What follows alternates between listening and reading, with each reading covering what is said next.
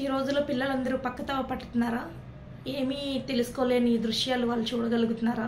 Hi, this is Jhansi, psychologist and hypnotherapist.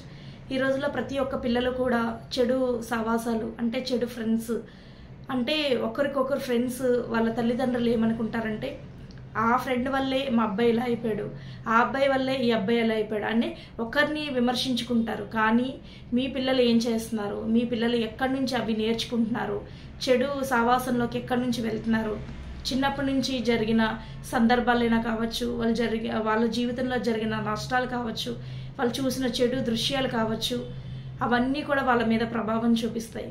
ఈ రోజుల్లో ప్రతి ఒక్కరు చిన్నపిల్లల దగ్గర నుంచి పెద్దవాళ్ళ వరకు ప్రతి వాళ్ళు కూడా ఎడిక్ట్ అయింది సెక్స్. ఈ సెక్స్ అన్న మహాభూతం చాలా ఈ రోజుల్లో చిన్నపిల్లల దగ్గర నుంచి పెద్దవాళ్ళ వరకు కూడా ప్రతి ఒక్కరు కూడా సెక్స్ అన్న పదానికి చాలా ఎక్కువగా ఎడిక్ట్ అయిపోతున్నారు.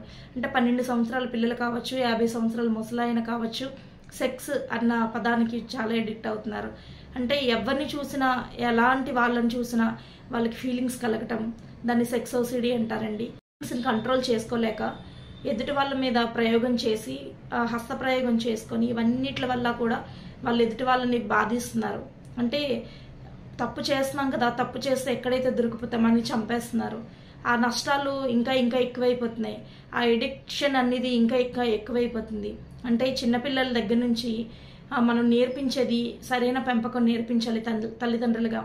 ఇప్పుడు చిన్నపిల్లలే కదా, వాళ్ళ ముందే డ్రెస్ చేంజ్ చేసుకుంటే ఏమవుతుంది అని కొంతమంది తల్లిదండ్రులు వారి ముందనే డ్రెస్ చేంజ్ చేసుకోవడం లాంటివి పిల్లలు గమనిస్తూ ఉంటారు. అలాంటి గమనికలన్నీ కూడా పిల్లల్లో పసిగడుతూ ఉండాలి.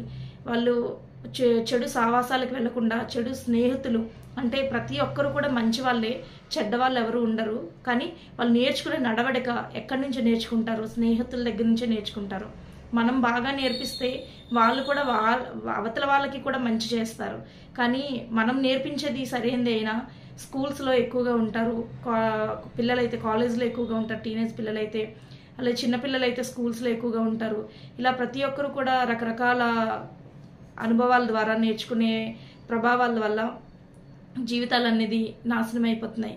ఇలాంటి వాళ్ళు మీ చుట్టుపక్కల కానీ మీలో కానీ ఎవరైనా మీకు తెలిసిన వాళ్ళు కానీ ఉంటే హోప్తో రండి, సక్సెస్తో వెళ్ళండి.